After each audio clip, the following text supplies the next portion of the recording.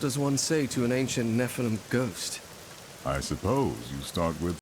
Don't make me angry. You wouldn't like me when I'm angry. Hello, my friend. Stay a while and listen. What's going on YouTube? It's Filthy and we're back with another video. Today we're going to talk about the Altar of Rites and Season 30 Diablo 3 build-up material continues. The Altar of Rites is now permanent, but it's only permanent for seasons. So if you want to play with the Altar of Rites, you do have to make it a seasonal character. We were told it was coming to all game modes. The Blizzard launcher indicates that this and the Visions of Enmity are added to the base game. They are not. It has been confirmed by Pez, community manager on Twitter. If you want access to the Altar of Rites, if you want access to the Visions of Enmity, you must make a seasonal character. To me, it doesn't really bother me because I don't do much non-season stuff. Obviously, always in life when you're told one thing and then it is not delivered upon, it is frustrating. So I do understand the frustration, but it just is a little bit what it is. If you want to play with the Altar of Rites, you're going to have to make a seasonal character. Now this, of course, returns from Season 28. It's been nerfed significantly. Most of the quality of life changes are still here, which is great, but a lot of the damage and damage reduction has dropped out. So in today's video, we're going to talk about how far you can get until you need your challenge of cash. We're going to talk about a path that I'm going to take through the altar, talk about some of the most important nodes, talk about some of the blocks where you can get stuck on the altar because some of the unlocks are trickier, but there are some tips and tricks to get those things beaten and unlocked very fast. So if any of that sounds interesting, stick around. Thumbs up as always, brightens my day. Right, you get the altar at level 1. It is in Tristram. I'll flash a screenshot up of where it is. The first node is very easy to unlock. All you have to do is take your follower's weapon and salvage it. 10 reusable parts. You get double kill streaks, double duration, which is lovely. Now, for leveling, the most important node by far is this one here. No items, level requirements. This allows you to train up Hadrig if you can get the materials to do so, and you'll then be able to wear level 70 items on a very low level character. That will allow you to level on Torment 4, 5, 6, whatever, and you should be absolutely flying up to 70. To unlock this, you need a Flawless Diamond, 15 Arcane Dust, and 20 reusable parts. The 20 reusable parts are very easy, just salvage some white items. 15 Arcane Dust, you might spend a bit of time collecting these, but again, salvage any blue item that you're not going to immediately use on your character, and that will help get you those. The tricky part is going to be the Flawless Diamond. Now, in any season other than Season 30, to do this, you will have to level up to 18. Then you want to run boss bounties, so make sure that Magda, Ulzalt and Cool, somebody very close to a waypoint and easy to find, has a bounty attached to them. The chest at the end of killing them will have a chance to drop diamonds. You can convert 2 diamonds into a flawless diamond, and that will be absolutely fine. But because we're playing Season 30, we can do this much faster. So method number 1 is to go to the Darkening of Tristram event, run the events down to level 5, find the magic rock, click it, and there's an 85% chance you'll get at least 2 diamonds, which you can then convert in the cube. This takes about 6 or 7 minutes. I've done a full video on that. The other option, and the one I'm going to test out on launch night, is to basically make a new character. We know that soul shards are in the loot pool at level 1. We know that when we salvage them, we get gems, and there's a 1 in 5 chance every time we salvage a soul shard that it is going to be a diamond. We're just going to farm soul shards until we hit a diamond. Now, when you go and do a boss, it's not guaranteed to drop a soul shard, but it is a decently high chance. So I'm going to make a character. I'm going to go and kill Zoltan and Cool, which should only take about a minute, minute and a half. If he drops a soul shard, I'm going to salvage it. If it's diamonds, I'm done. If I salvage it and I don't get any diamonds, or it doesn't drop one, I need to continue. So what I'm going to do is make sure anything that I want from the characters in the stash, I'm then going to remake a character. So I'm going to delete that one, make a new one, and go and kill Zoltan and Cool. Why am I remaking the character? Well, the fight at level 1 is very fast, it's very easy, it's only going to take you about 30 seconds or so. If you level up to like 4 or 5, he starts to get quite tough because he's a boss, he will outscale you very fast. So kill Zoltan Cool, remake the character. Kill Zoltan Cool, remake the character. And you're basically just going to do that over and over again until you get enough soul shards that eventually a diamond drops out. Now, the Butcher is a boss in the Darkening of Tristram event, so do kill him on the way to the Magic Rock, and hopefully you'll get a soul shard, and you might be able to just simply salvage it and stop there. But he only drops 1 It's not until you get to Torment 16 that he drops tons of soul shards, so that's why that isn't necessarily a guaranteed method, and it's much faster to go Zoltan Cool than it is to go to the Butcher. So they're the two early nodes. Now, because of Visions of Enmity, we do get access to Greater Rift Keys, we get access to Death's Breaths as we level, so we get the luxury of potentially picking a third node before 70. Perma XP pools sound really good because extra XP, you think, well, I'm going to get to 70 faster. Whilst that is true, the way the scaling of the XP works, it doesn't really impact your leveling until the last couple of levels. Plus, even once you do level, well, gaining those Paragon points faster is helpful, but it's still not a massive amount of XP. So I'm going to go for move speed. The second reason, really, as well as this being convenient and making the character move faster so I can complete my season journey faster, I'm also really trying to get here for the double legendary items for Kadala, because I think that's one of the most powerful nodes available to us. Now, you do have to spend 10 Death's Breaths to get this next unlock. You might want to save Death's Breaths for upgrading items because you've got access to level 70 items with your second unlock. Upgrading them to legendary quality could be handy. So something like a Necromancer, you can upgrade a two-handed scythe, you know you're getting a guaranteed multiplier. It's a level 70 legendary item, so that would be very, very powerful. So you just need to manage your resources a little bit, but you should get plenty of Death's Breaths in your Visions of Enmity, so you should be able to do a third one before 70. So let's slot in the move speed. Next up, we get stuck. We have to be at 70 to find a class-specific helm, so we're going to pick here 5% shield from HP globes. One slight caveat with this set helm: if it's for the build you're going for, so let's say you've picked a monk, you're going to make an inner monk, game drops you a set inner helm, of course don't use that in the altar because you're only one inner piece away from being able to skip part of your season journey, because obviously if you get 4 pieces of inner from the game for free, you find a 5th, you'll need 1 more inner piece and you've got a 6-piece bonus. So unless it's a set helm you're going to immediately use with your starter build, put it in the altar, and if you do get one that you're going to use, well, just fingers crossed, keep on to it in case you find another piece. Okay, the next one, 20 Forgotten Souls and 10 Bounty Mats. This is quite easy with Visions of Enmity. You'll have plenty of bounty materials. Forgotten Souls, of course, you just need to find legendary items. Now, we get a choice here. We can either go straight down or we can go to the right, because we've got 2 nodes that are interesting: double bounty caches or automatic picking up of orbs, so huge pickup radius of 60 yards. I think the bounty cache, the double bounties, is much more important because later on we've got things like find a ring of royal grandeur, we've got things like bounty mats, you want a rogue for your builds as well, we need to potentially craft the maximum level gems, so I'm going to come down here and grab the double bounties. But to do so, we're going to have to get the 6th unlock requirement, which is a Leoric's Regret, Vial of Putridness, Idle Terror and Heart of Fright. You have to do this as part of your season journey anyway. Kill the Key Wardens. That unlocks Ubers in Tristram. Go and kill the Ubers. They drop these materials. Pretty easy to do this one. And now we've got double bounty caches, which is great. Reaper's Wraps is another very easy unlock. All you have to do is go and kill Melfiel at level 70. He drops the plans, doesn't matter what difficulty. You make them at Hadrig, they're very cheap, and we can click here and get CC immunity. Again, unlock 8 is very easy, 30 Forgotten Souls. We just simply want to make sure that we're getting legendary items salvaged. And of course, you do get 3 Forgotten Souls for every ancient item. So we're going to come across to Passability just so that we can get this double legendary one as soon as possible. We do need 1100 blood shards to do this. You have to increase your cap. It starts at 500 and it goes up by 10 for every greater rift level that we clear. So this is equivalent to a GR60.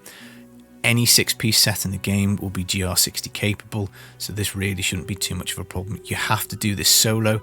If you do it in a group, it doesn't increase your blood shard cap.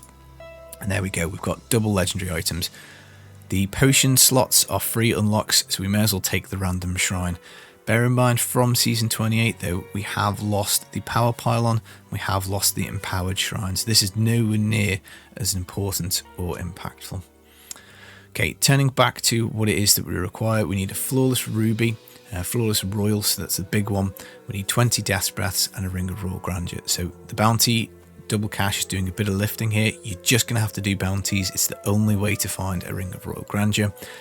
In terms of the Flawless Royal, Well, there's two options here. One is you again are looking at bounties to get the plans at the jeweler so that you can craft the max level gem. They will drop over time eventually.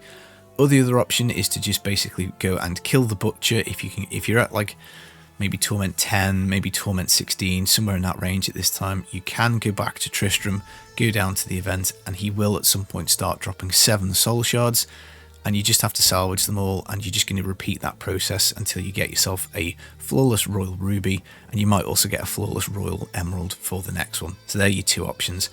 Now I'm definitely going to pick auto pickup and salvage next, because Visions of Enmity are very powerful for getting a lot of these materials that we need to unlock the altar, and our pet picking up yellow, white and blue items and salvaging them automatically is extremely important, and we may as well get the damage reduction potion whilst we're here, because again there is no cost to unlocking that. So next up we need the 30 bounty mats in addition to the royal emerald. We've covered the emerald. Bounty mats again either with double caches or just simply running Visions of Enmity. This shouldn't be too much. Now I'm going to move along here because we want the progress orb and we want the triune circle, so we're just going to pick an extra 5% damage. The next unlock is 20 GR keys and a Ramaladni's gift.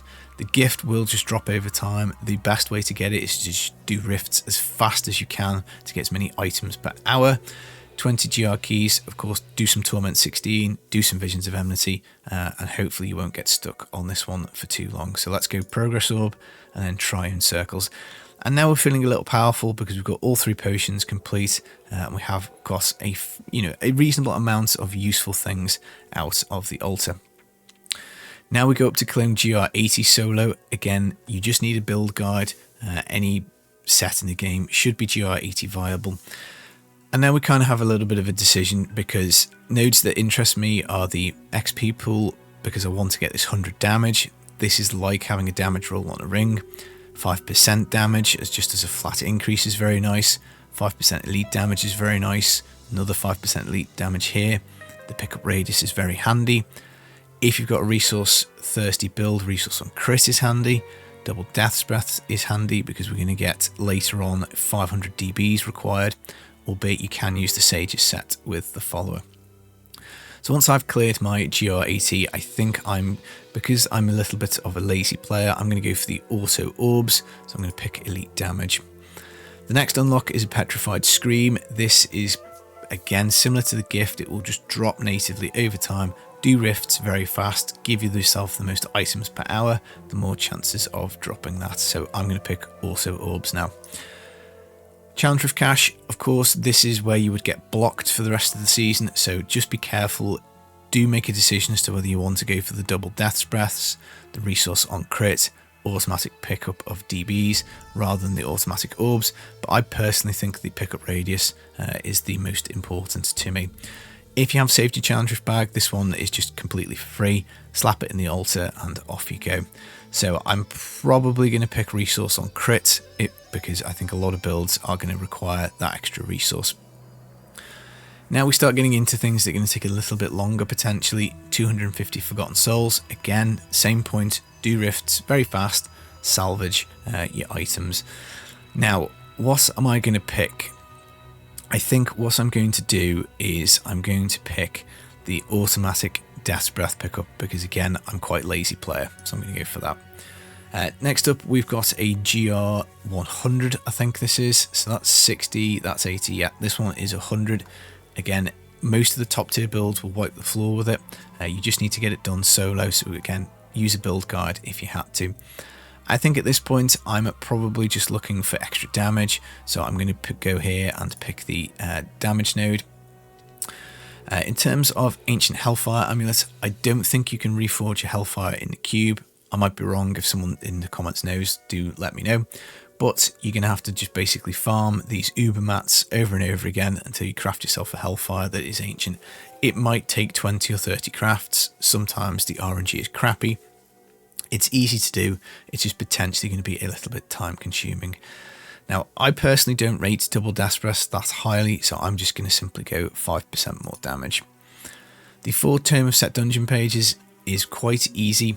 All you need to have done is basically saved a load of set items, because all you have to do is be wearing a certain set, go to a certain location in Act 1, at the tome. Again, I'll put a little screenshot up of where it is, and you just simply click whilst wearing a set 6-piece bonus, swap your items around so that you've got a different set 6-piece bonus, click it again, swap the items again. So as long as you do that with 4 different sets, you're fine. You can't use the newer sets like Gears of Dreadlands, Bone Spear, Mundanuga. It's got to be the original sets as they were. But again, pretty easy. You just need to make sure you've got a stockpile of items to get this one done.